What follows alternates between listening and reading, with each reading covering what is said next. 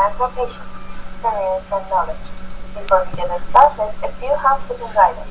Please ensure your microphones are muted during the presentation to avoid any background, and feel free to type in. Do we have a Q&A?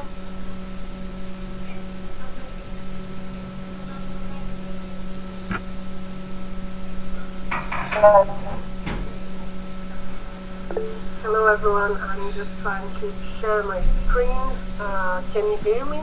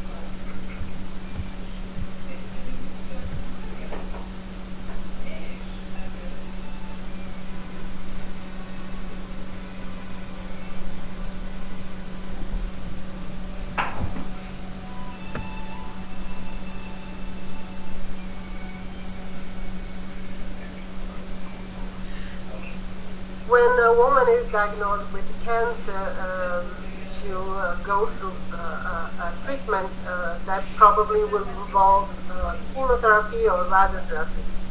And depending on the type of this treatment, this ovarian reserve will just disappear very fast because some of these treatments are gonadotoxic, so they destroy these germ cells. And instead of this woman or girl reach menopause late in the adult life, they reach menopause probably sometimes soon after the cancer treatment. So how can we help these girls and these women? So there are different strategies out there that we can suggest for the patient according to her age, marital status, type of treatment, and the urgency to be treated. So I'm going to give you a brief summary of the cryopreservation of oocytes and embryos. I'm not going really into details because this is a technique that has been around for many, many years, and it's much more known than ovarian tissue cryopreservation, for instance. So if a woman is adult and she has some weeks she spares before starting her cancer treatment, probably her gynecologist will suggest her to go through oocyte cryopreservation. So she'll have 2 to 3 weeks of ovary stimulation to collect the oocytes, and these oocytes will be cryopreserved, or they will be fertilized and the embryos will be cryopreserved. So this mature oocyte cryopreservation, as I mentioned, needs a stimulated cycle. It should not delay chemotherapy. So as I mentioned, this will be suggested only for women who have this window of opportunity of few weeks before they start the treatment. And any complications or delay may delay the start of chemotherapy. So this should be performed with the permission of the oncologist. So probably you know this much more than me, that we work with IVF. We know that harvest of good quality of sites cannot be guaranteed. We know there's a big variation among women and also in different ages of these women. Although some centers do perform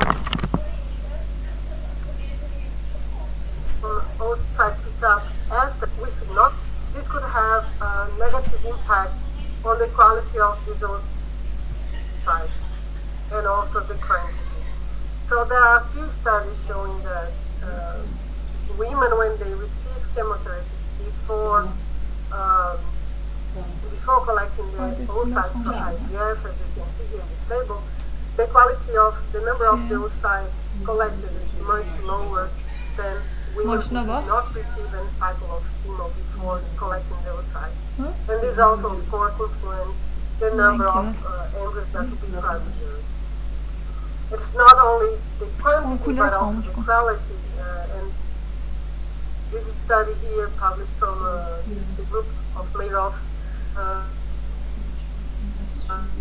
many years ago, showed that people who received cyclophosphamide before collecting the oocytes, and these oocytes were used for embryo production, they showed that it was a high incidence of malformation in these species from these animals.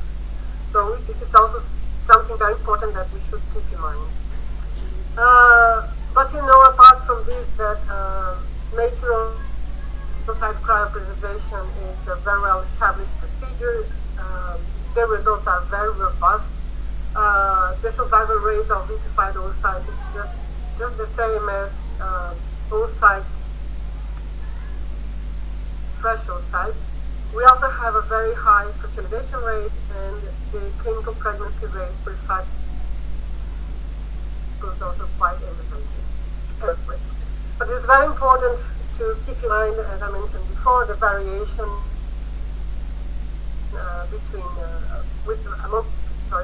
the variation of age of the patient. So this study published by the Spanish group of Anacobo showed that oocytes collected in women younger than 35 years old, they not only collected a larger number of oocytes, but the cumulative life birth rate is much higher than women older than 36 years old. So then we have cryopreservation of ovarian tissue, and this I'm going into more details because it's something that we work routinely, and this is quite new, so there are some interesting findings to share. So for which type of patients we should suggest cryopreservation of ovarian tissue? So we usually suggest for young girls because we cannot stimulate the ovaries of these prepubertal girls to collect the oocytes. We are not allowed to do that. And for women who need to start a cancer treatment as soon as they are diagnosed with the disease. So they don't have these 2 or 3 weeks to go through ovary stimulation and oocyte pickup. So these are the 2 main groups of patients, cancer patients, that we can suggest ovarian tissue cryopreservation. So do we suggest ovarian tissue cryopreservation for all types of cancer patients? The answer is no. In our hospital, we suggest it to women with high risk of becoming infertile or medium risk of becoming infertile. So in the beginning, when we started the program, we offered just for women at high risk of infertility. But then we decided to also include medium risk because in some for a medical doctor, 50% of a patient to become infertile may be medium risk, but for a patient, it's half of the chance. So for the patient sees this as a high risk. So we decided to include also medium risk patients in our. We need to go through total body radiation, pelvic radiation, bone marrow transplantation, Hodgkin lymphoma using alkylating agents, and medium risk are patients diagnosed with leukemia.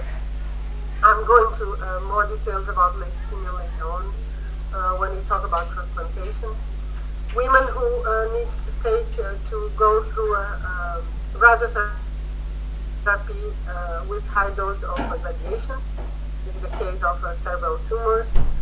Patients of non-Hodgkin lymphoma, Hodgkin lymphoma without alkylating agent, Ewing sarcoma with no metastasis, osteosarcoma, hepatoblastoma, and neuroblastoma. So these are the patients that we usually suggest for ovarian tissue cryopreservation.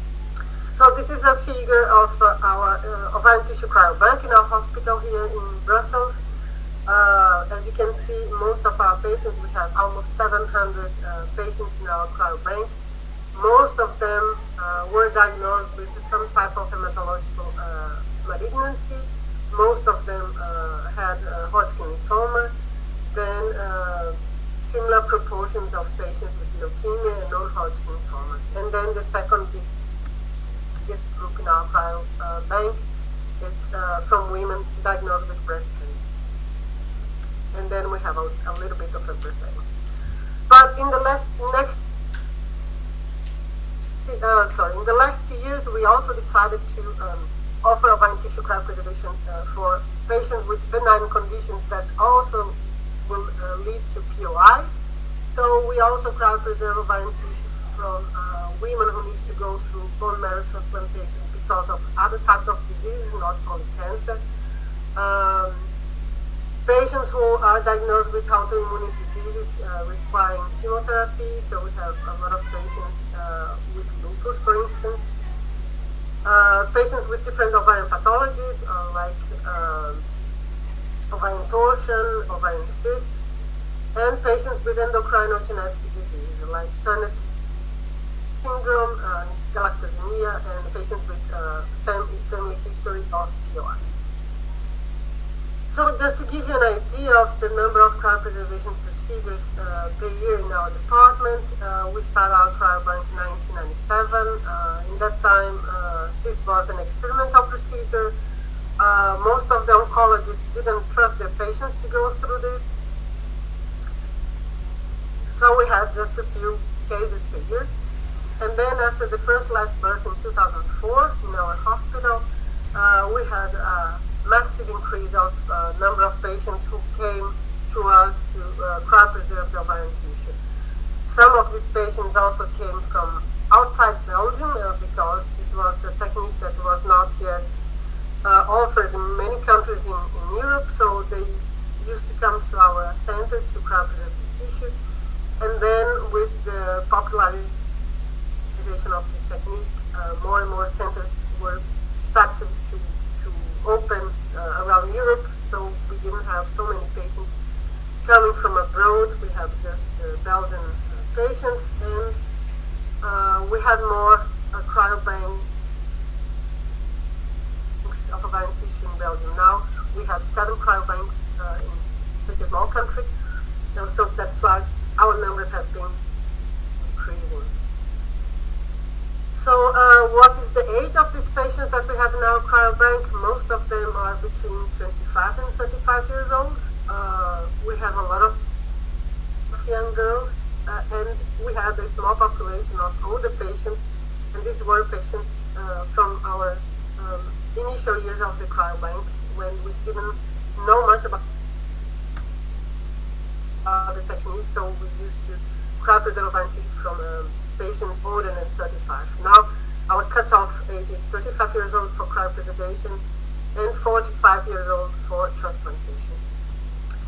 So when we talk about ovarian tissue cryopreservation, what exactly we plan to cryopreserve? It's the whole ovary, it's a fragment of an ovary, but which fragment? So for the ones who are familiar with the ovary anatomy, you can see here that the ovarian reserve is really concentrated in the cortical layer of the ovary. So this is the part that we cryopreserve. So why we are interested in this primordial and primary follicles? Well, first of all, because they are the ovarian reserve, so they correspond to more than 90% of the follicle population. They have a very low metabolic rate, a very low number of granular cells surrounding the oocyte. They have very small diameter, no zona pellucida and no cortical granules, so these are features that make these structures very cryo-resistant when compared to large focus. How much ovarian cortex we usually remove from these patients? Well, this depends on the age of the patient and the type of the treatment that should go through. I know there are some centers that they have as a routine procedure collect one entire ovary. This is not what we do here in our hospital. Usually for adult women with medium risk of becoming infertile, and if she has a young age, we just remove on ovarian biopsy, which is around 1/3 of one of the ovaries. And this is a procedure done by laparoscopy. So the patient comes early in the morning, she is the first patient in the operation theater, and then by more or less end of the day, she'll go back home. So it's a very safe and fast procedure, and she doesn't need to be in the hospital.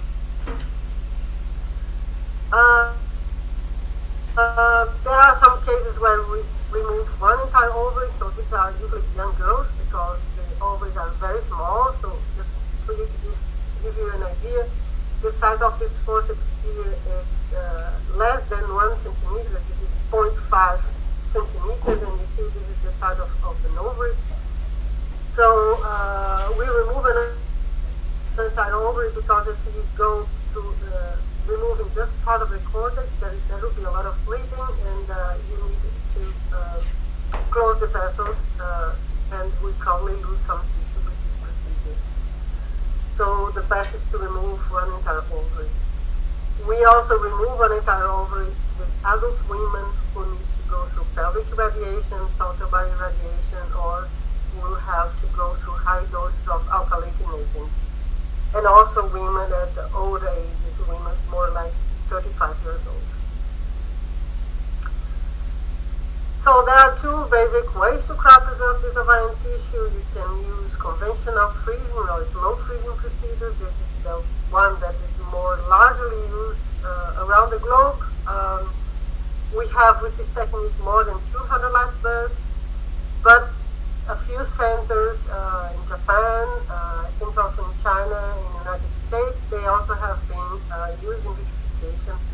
And as far as I know, there are only 4 babies born from vitrified ovarian tissue. So once the patient is cured and she wants to become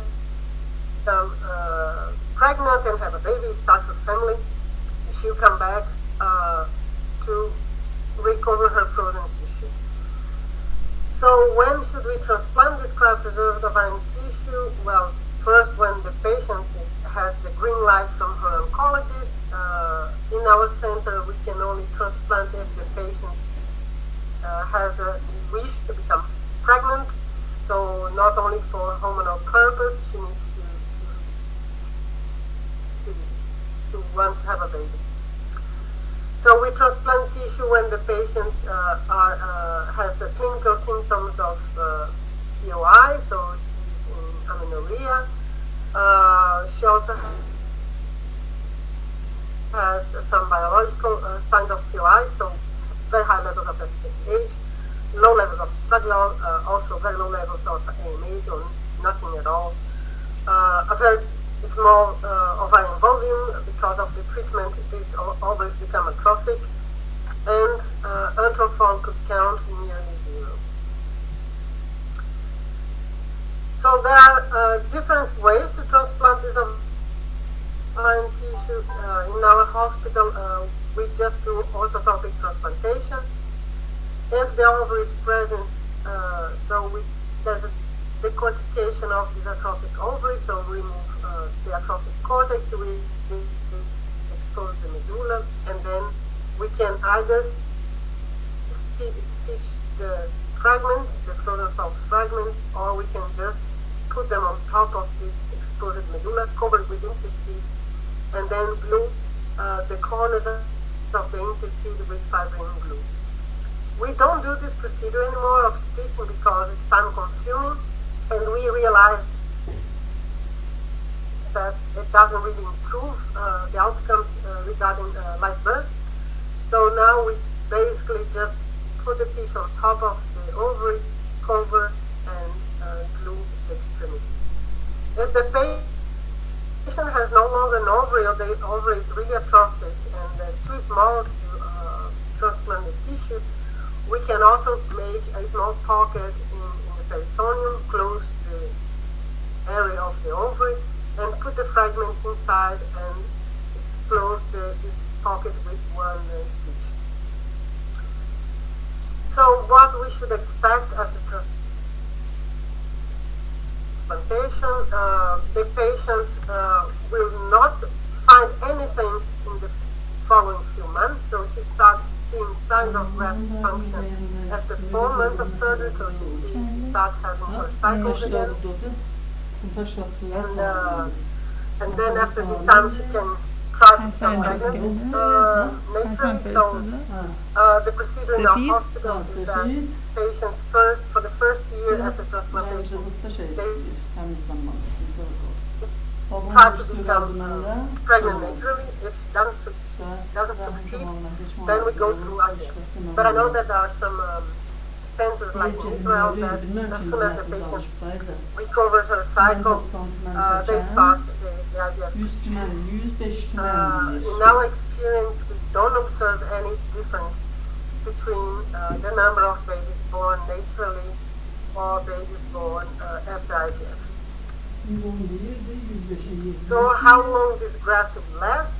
If the patient did not receive any chemotherapy before cryopreservation, more than 4 years, there are patients like in Denmark that the graft lasts more than 11 years.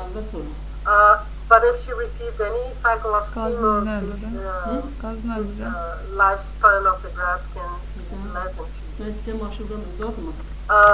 The restoration of ovarian function we observe in almost all patients. And as I mentioned before, patients can become pregnant naturally or after IVF. So we see after the first live birth in 2004, we have an exponential growth of the number of live births worldwide, now reaching more than 200.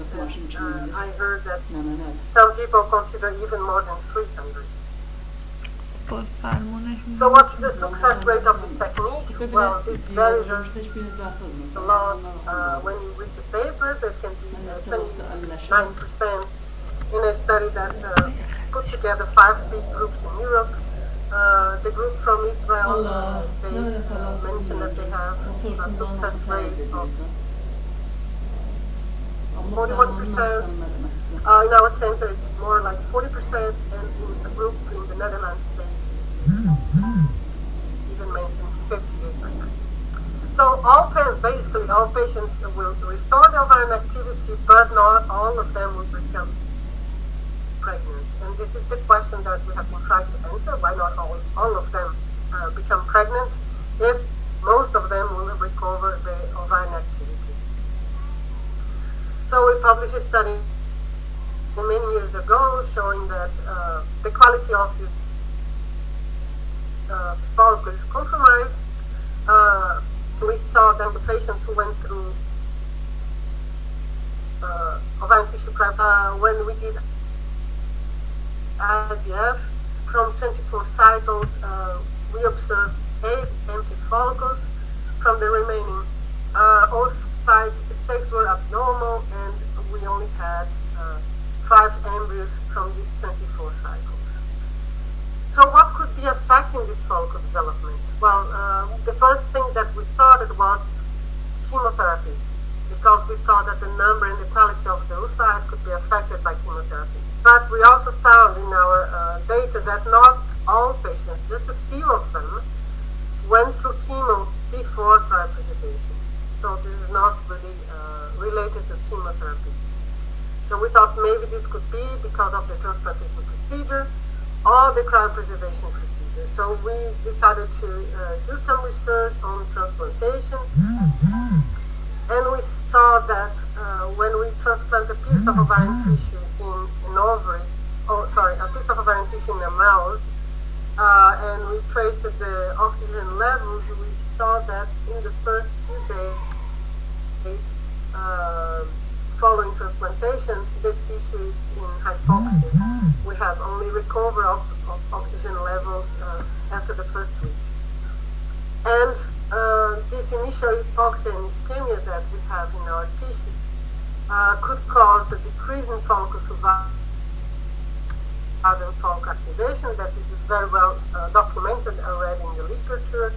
And we found that could be also the cause of asynchrony between the oocyte and granulosa cell development.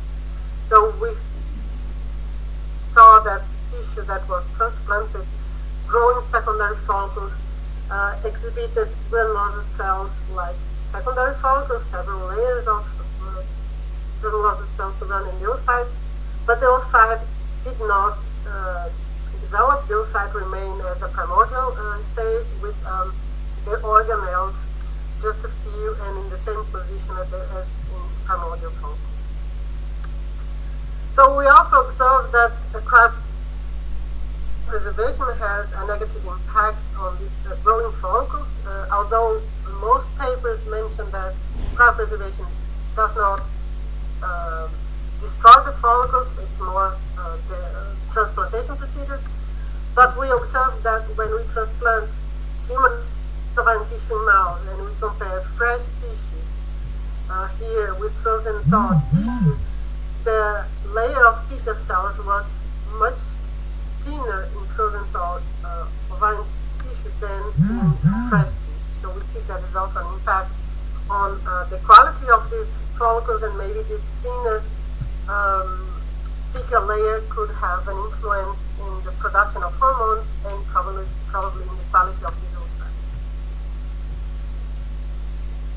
So just to finish, a take-home message from ovarian tissue graft live birth. The duration of graft activity could vary among patients. It could be longer if the patient did not receive any chemo, or shorter if she received. We have a restoration of ovarian function almost 100%. Success rate varies from 29 to 38%. And as we saw, we need more studies on transplantation cryopreservation of ovarian tissue to understand the damage that these procedures cause in the follicles, and how we can then optimize these procedures in order to improve the graft lifespan. I mentioned that cryopreservation transplantation of ovarian tissue is usually suggested for young girls and women who don't have 2 to 3 weeks to spare to go through ovarian stimulation. But there's a small group of patients that we cannot help yet. So these are these young girls or women who have some types of cancer that could be highly risk of metastasis for the ovaries, like blood-borne cancers like leukemia, or metastasizing cancers like breast cancer. So we do cryopreserve ovarian tissue from these patients, but we are not allowed to transplant. I know there are some centers in the world that have been already transplanting ovarian tissue from leukemia patients. They just perform one cycle of chemo and then they go for transplantation. But in our center, we are not allowed to do that. So there are several strategies under development: in vitro culture of sample follicles, auto-transplantation of isolated follicles that we call the artificial ovaries, and the purging of cancer cells from the ovarian tissue. So the most studied technique is the in vitro culture of sample follicles. It has been around for a few decades already, but so far we have no positive results. We have full growth of these follicles in vitro, but the quality of the oocytes is not very good yet. Then we have our artificial ovary that we have been trying to develop in our lab. So the idea is to separate the follicles from the cancer cells, then put these isolated follicles with ovarian cells from the atrophic ovary in a three-dimensional matrix and transplant to the patient. And then the most recent strategy that we have been trying to develop in our lab is the purging of cells from the ovarian tissue. So the idea is that when we get the biopsy of the patient, before or after cryopreservation, we expose to a photosynthesizer, and then this photosynthesizer is activated with light or laser, and this will kill cancer cells, and then we can safely transplant tissue back to the patient without any risk of cell contamination. Thank you very much for your attention.